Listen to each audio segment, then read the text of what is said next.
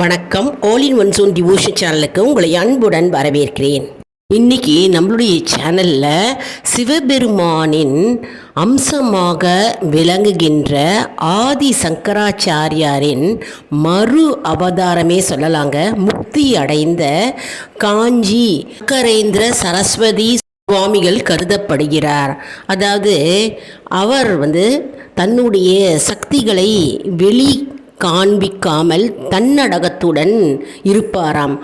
அதை பற்றி தான் நம்ம முழு விவரமாக நம்ம இன்றைக்கி பார்க்க போகிறோம். அதற்கு முன்னால் நம்மளுடைய சேனலை தான் ஃபர்ஸ்ட் டைம் பார்க்குறவங்களா இருந்தாலும் சரி, சப்ஸ்கிரைப் பண்ணாமல் பார்க்குறவங்களா இருந்தாலும் சரி, நம்ம சேனலை சப்ஸ்கிரைப் பண்ணிக்கோங்க. கூடவே அந்த பெல் பட்டனை ப்ரெஸ் பண்ணிக்கோங்க. ஆல் என்கின்ற ஆப்ஷனையும் ப்ரெஸ் பண்ணிக்கோங்க. அப்போ தான் நான் போடுற வீடியோஸ் எல்லாம் உங்களுக்கு உடனுக்குடன் நோட்டிஃபிகேஷனில் மிஸ் பண்ணாமல் தெரிய வரும். சரி, வாங்க இப்போ நம்ம வீடியோக்குள்ளே போகலாம். அதாவது நாளைக்கு வியாழக்கிழமை இல்லையா? யாரெல்லாம் குருவாக காஞ்சி மகா பெரியவாளை ஏற்றுக்கொண்டிருக்கிறீர்களோ, நாளைய தினம் காஞ்சி மகா பெரியவாளுக்கு உரிய தினம் மற்றும் ஷிரடி சாய்பாபாவுக்கு உரிய தினம் மற்றும் ஆஞ்சநேயருக்கு உரிய தினம். யாரெல்லாம் காஞ்சி மகா பெரியவாளை குருவாக ஏற்றுக்கொண்டிருக்கிறீர்களோ அவர்களுக்கான இந்த பதிவு. அதாவது நாளைய தினம் வியாழக்கிழமைங்க நம்ம காஞ்சி மகா பெரியவாளை நினைத்து நம்ம பூஜை வீட்டில் செய்யலாம் மற்றும் தூப தீபம் காண்பித்து நம்ம அவருக்கு பிரசாதங்களை நம்ம சமர்ப்பிக்கலாம். மற்றும் நம்ம இன்றைக்கி நம்ம காஞ்சி சங்கரேந்திர சரஸ்வதி சுவாமிகளின் அற்புத சக்திகள், வெளிக்காட்டாத அவருடைய சக்திகள் மற்றும் அவருடைய தன்னடக்கத்தை நாம் ஒரு சம்பவம் மூலம் நம்ம பார்த்து நம்ம புரிந்து கொள்ளலாம். ஹரஹர சங்கர, ஜெய ஜெய சங்கர என்று நான் இந்த பதிவை ஆரம்பிக்கிறேன். காஞ்சி மகா பெரியவா திருவடிகளே சரணம், காஞ்சி மகா பெரியவா திருவடிகளே சரணம், காஞ்சி மகா பெரியவா திருவடிகளே சரணம் என்று நான் இந்த பதிவை ஆரம்பிக்கிறேங்க. அதாவது காஞ்சிபுரத்தில் காஞ்சி மடத்தில் சந்திரமௌலீஸ்வரருக்கு தினம்தோறும் பூஜை செய்வது ஒரு வழக்கமாக இருந்ததுங்க. அதாவது வில்வார்ச்சனை, ருத்ர வில்வார்ச்சனை பூஜை தினசரி நடத்துவாராம். அப்படி நடத்தும்போது என்ன ஆச்சா, வில்வ இலைகள் ஓட்டையாவோ மற்றும் கிழிந்திருந்தாலோ மற்றும் பழைய இலைகளாக இருந்தாலோ அதை பூஜைக்கு பயன்படுத்த மாட்டாராம். தினசரி பூஜைக்கு வில்வ இலையை பறித்து கொண்டுவதற்கு ஒரு பணியாளரை பெரியவா நியமித்து விட்டாராம். அவர் தினமும் அங்கும் இங்கும் எல்லா இடங்களிலிருந்தும் வில்வ இலைகளை சேகரித்து ருத்ர பூஜைக்கு வில்வ இலையை பறித்து வந்தாராம். அப்படி இருக்கும்பொழுது வில்வ இலை குறைஞ்சிக்கிட்டே வந்ததாம். அதாவது நிறைய வில்வ இலைகள் சந்திரமௌலீஸ்வரர் பூஜைக்கு பெரியவா தினசரி போட்டுட்டே வருவாராம். ஆனால் ஒரு சமயத்தில் வில்வ இலைகள் குறைஞ்சிக்கிட்டே இருந்ததாம். அதை சூட்சமாக பணியாளர் இந்த காஞ்சிபுரத்தில் அனைத்து வீடுகளிலும் வெறும் கிளைகள் தான் இருக்குது, வில்வ மரத்தில் வெறும் கிளைகள் தான் உள்ளது மற்றும் இலைகள் இல்லை என்று சூட்சமமாக பணியாளர் காஞ்சி மகா பெரியவா கிட்ட தெரிவித்தாராம். அப்பொழுது என்ன ஆயிற்றாம், காஞ்சி பெரியவா என்ன கூறினாரானா, அப்படியா, வில்வ இலையே இல்லையா இந்த காஞ்சிபுரத்தில் அனைத்து வீடுகளிலும்? சரி, ஹிந்தி பண்டிட்டை கேளே அப்படின்னு அந்த தொண்டரிடம் கட்டளையிட்டாராம் காஞ்சி மகா பெரியவா. அப்போ என்ன ஆயிற்றாம், அந்த தொண்டர் மனதில் என்ன தோன்றியதாம், ஹிந்தி பண்டிட்டுக்கு என்ன தெரியும், ஹிந்தி தான் தெரியுமே தவிர இந்த வில்வ இலை பற்றியெல்லாம் என்ன தெரிய போகிறது, அவரை போய் கேளுங்கள் என்று பெரியவா கூறுகிறாரே அப்படின்னு நினைத்து கொண்டே அந்த ஹிந்தி பண்டிட் வீட்டுக்கு அந்த தொண்டர் சென்றாராம்.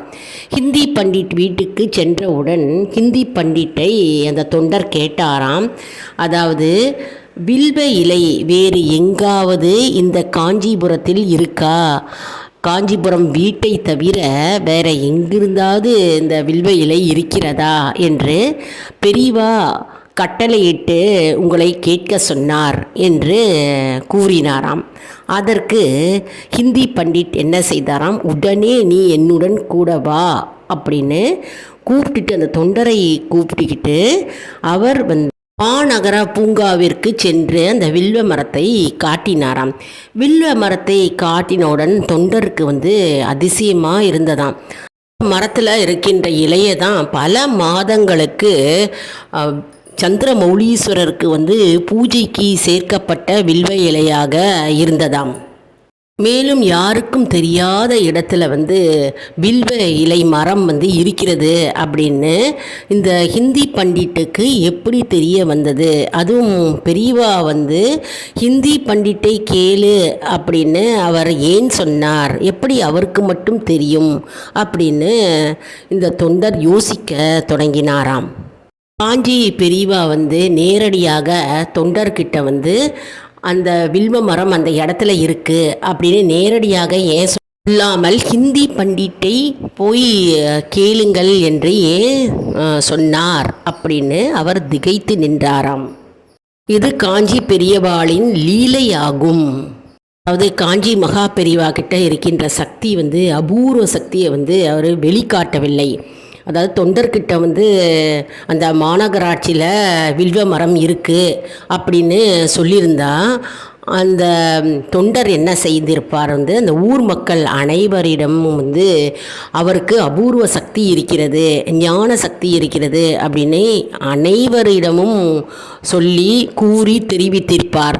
ஆனால் அவர் அப்படி செய்யாமல் ஹிந்தி பண்டிட்டுக்கு தெரியும், போய் நேர் அவரிடம் கேட்டுப்பார் அப்படின்னு தன்னடக்கத்துடன் தன்னுடைய சக்திகளை வெளிக்காட்டாமல் சூட்சமமாக கூறியுள்ளதை தான் நம்ம இப்போ இந்த இடத்துல நம்ம பார்த்துருக்கோம்.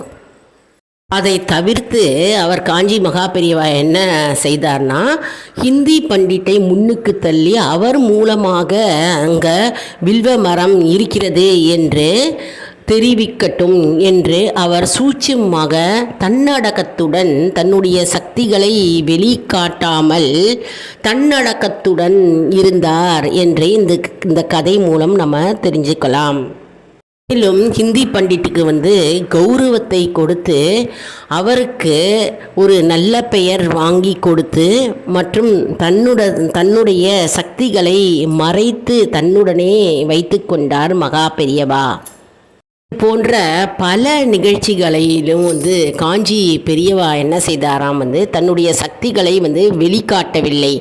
தன்னுடைய சக்திகளை வெளிக்காட்டாமல் தன்னுடனே வைத்ததாக நாம் நிறைய நிகழ்ச்சிகளில் நாம் காணலாம். இப்போ நம்ம ஒரு நிகழ்ச்சியை தான் கண்டோங்க. அதாவது இந்த நிகழ்ச்சியில் நம்ம என்ன இப்போ வீடியோவில் பார்த்தோம்னா, அதாவது அந்த தொண்டருக்கு மாநகராட்சியில் வில்வ இலை மரம் இருக்கிறது அப்படின்னு நேரடியாக டைரெக்டாக சொல்லியிருக்கலாம். அப்படி சொல்லாமல் ஹிந்தி பண்டிட்டுக்கு தெரியும், அவர்கிட்ட போய் கேளு, எங்கே இருக்கிறது வில்வ இலை, இந்த காஞ்சிபுரத்தில் இருக்கிற வீட்டில் வில்வ மரத்தை தவிர வேறு எந்த இடத்துல இருக்குது அப்படின்னு அந்த தொண்டர் போய் ஹிந்தி பண்டிட்டை கேட்கவும் அந்த ஹிந்தி பண்டிட் இவரை அழைத்து சென்று அந்த இடத்தில் மாநகராட்சி பூங்காவில் இருக்குது என்பதை காண்பித்து அவர் மூலம் தன்னுடைய சக்திகளை வெளிக்காண்பித்து தன்னடக்கத்துடன் அவர் நேரடியாக காட்டாமல் இருந்தார் என்று இந்த சம்பவம் மூலம் நாம் தெரிந்து கொள்ளலாம். அதாவது எவ்வளவு அற்புதம் பாருங்கள். ஹிந்தி பண்டிட்டுக்கும் ஒரு மதிப்பும் ஒரு மரியாதையும் கொடுத்து கௌரவத்தை கொடுத்து அவர் மூலம் அங்கே இருக்கிற வில்வ மரத்து மூலமாக தான் பல மாதங்களுக்கு சந்திரமௌலீஸ்வரருக்கு ருத்ர பூஜை அந்த இலைகளை வைத்து தான் பூஜை செய்வதாகவும் மற்றும் அந்த ஹிந்தி பண்டிட்டுக்கு ஒரு மதிப்பும் கௌரவத்தையும் கொடுத்திருக்கிறார் காஞ்சி பெரியவா என்று இந்த சம்பவம் மூலம் நாம் தெரிந்து கொள்ளலாம். காஞ்சி பெரியவாளின் அமானுஷ்ய சக்திகளை வெளிக்காட்டாமல் தன்னுடனே இருக்கின்ற மகிமையை நாம் தெரிந்து கொண்டோம் இல்லையா? அதாவது எவ்வளவு சிறப்பு மற்றும் அற்புதம் பாருங்கள். காஞ்சி மகா பெரியவாளை நம்ம நினைத்தாலே நம்முடைய பிரச்சனைகள் தீர்ந்துவிடும், நம்முடைய துன்பங்கள் நீங்கிவிடும்.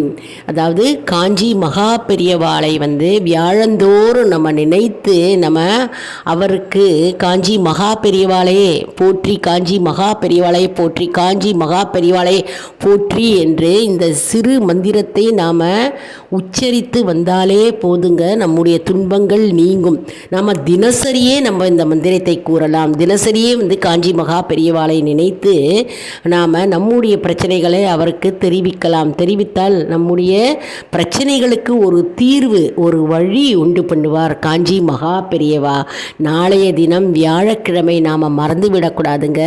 அதாவது நம்ம குருவை நம்ம வேண்ட நம்முடைய வாழ்க்கையில் துன்பங்கள் நீங்கும். அதாவது சூரியனை கண்ட பனி போல் நம்முடைய பிரச்சனைகள் நீங்கும், குறையும். மற்றும் காஞ்சி மகா பெரியவாளுடைய அபூர்வ சக்திகளும் அமானுஷ்ய சக்திகளும் அவருடைய அருளும் நமக்கு பரிபூர்ணமாக கிடைக்கும் என்பது நம்பிக்கை. ஹரஹர சங்கர ஜெய ஜெய சங்கர, ஹரஹர சங்கர ஜெய ஜெய சங்கர, ஹரஹர சங்கர ஜெய ஜெய சங்கர. காஞ்சி மகா பெரியவா திருவடிகளே போற்றி, காஞ்சி மகா பெரியவா திருவடிகளே போற்றி, காஞ்சி மகா பெரியவா திருவடிகளே போற்றி என்று நான் இந்த பதிவை முடித்து வைக்கிறேன். இப்பொழுது என்ன அன்பர்களே, இந்த வீடியோ உங்களுக்கு மிகவும் பயனுள்ளதாக இருக்கும் என்று நான் நம்புகிறேன். இந்த வீடியோவுக்கு ஒரு லைக் கொடுங்க, இதை மற்றவர்களுக்கும் ஷேர் செய்யுங்கள், அவர்களும் பயனடையட்டும். மேலும் ஆல் இன் ஒன் ஜோன் அன்பர்களுக்கு ஒரு அன்பான வேண்டுகோள், நம்முடைய கம்யூனிட்டி போஸ்ட்டில் கேள்வி பதில் நேரம் வருங்க. அந்த கேள்விகளுக்கு பதில் தாங்க. இதன் மூலம் நம்முடைய ஆன்மீக பயணம் எப்படி இருக்கிறது என்பதை நாம் தெரிந்து கொள்ளலாம் இல்லையா? இது சப்ஸ்கிரைப் செய்தவர்களுக்கு மட்டுமே தெரிய வரும். அதனால் நம்முடைய சேனலை மறக்காமல் சப்ஸ்கிரைப் செய்து கொள்ளுங்கள். அடுத்த வீடியோவில் வேறொரு தலைப்புடன் உங்களை சந்திக்கிறேன். நன்றி, வணக்கம்.